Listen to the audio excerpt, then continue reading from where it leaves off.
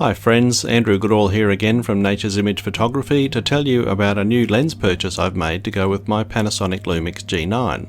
It's the Olympus 45mm f1.8, but before I tell you the story, if this is your first visit to the channel, I want to invite you to subscribe to keep in touch with all the content I've got coming up on the G9 and other topics from the world of photography. If you have followed me from the start, you'll know I bought the G9 with just one lens, the Leica Panasonic 100-400mm. I made a whole video about how I made my choice, so I won't tell you the whole story all over again.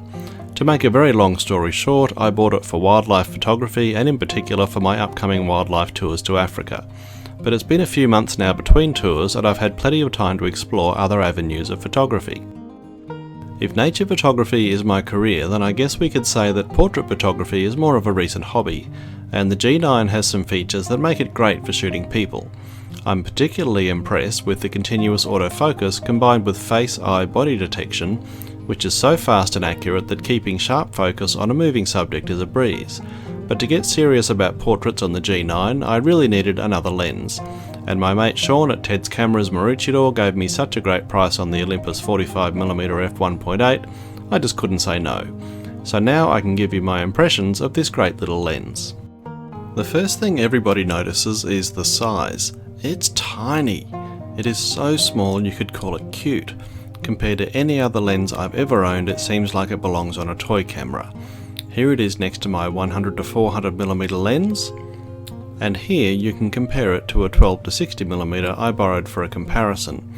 And even on the G9, which is not a huge camera, it still looks tiny. Of course, there are benefits to it being so small. It takes up almost no space in the camera bag, and it only weighs 116 grams, which is nothing. If necessary, I can handle the camera quite comfortably in one hand while holding a reflector in the other. And if I decide to take it overseas, it's not going to cause any problem with the weight of my carry-on luggage. Okay, so it's tiny. But size isn't everything, and what really matters most is features and performance. Let's look at some of the real pros and cons of this lens. First, with the pros. The autofocus is fast and it's accurate. If I use autofocus single, it locks on in an instant, and in AFC it has no problem keeping up with a moving subject. On my first portrait shoot, which I'll show you in a moment, the model brought her 3-year-old daughter along and I took some shots of her running around on the beach. I won't show you shots of the daughter due to YouTube sensitivities, but I can tell you that from over 300 photos taken that day, I only had 2 that weren't sharp. I have to use manual focus when shooting slow motion video on the G9, and I'm happy to say that the manual focus ring is smooth and easy to use. When it comes to image quality, the colours I'm getting with the lens are rich and vibrant, and the bokeh is as soft and as attractive as you could hope for. I'm seeing no signs of any distortion or chromatic aberration with the lens, which means in post-processing, I'm not having to spend extra time dealing with any recurring issues. And finally, that nice wide f1.8 aperture lets in plenty of light, which means I'm able to get good fast shutter speeds in almost any situation. Of course, there are a few cons, but I think you'll agree that they're relatively minor. The lens doesn't come with a lens hood. That would be a big issue for some photographers and a total non-issue for others. I believe you can buy it separately, so I'll look into that if I really find myself needing one. Next, being an Olympus lens on a Panasonic body, you don't have access to the fantastic dual stabilizer system on the G9.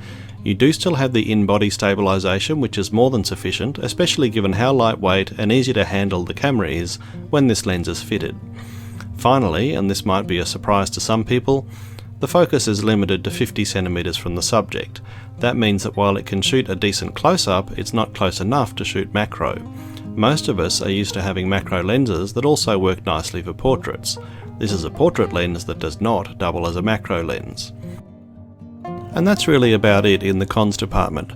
All in all, I'm finding this a top quality lens that is a dream to use. I don't mind that it can't shoot macro because I really bought the lens for portraits.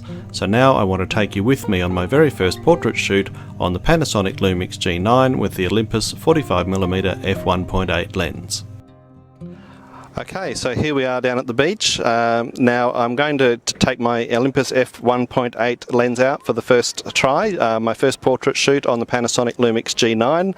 As I mentioned earlier on, I bought this lens specifically for portraits. Unfortunately, in the 2 weeks since I bought it, it has rained every single day, so today's been my first opportunity to actually get out and give it a try. I have been joined by the lovely Ness. Say hello. Hi! And we're just about to head down the beach and do some portraits, so wish us luck.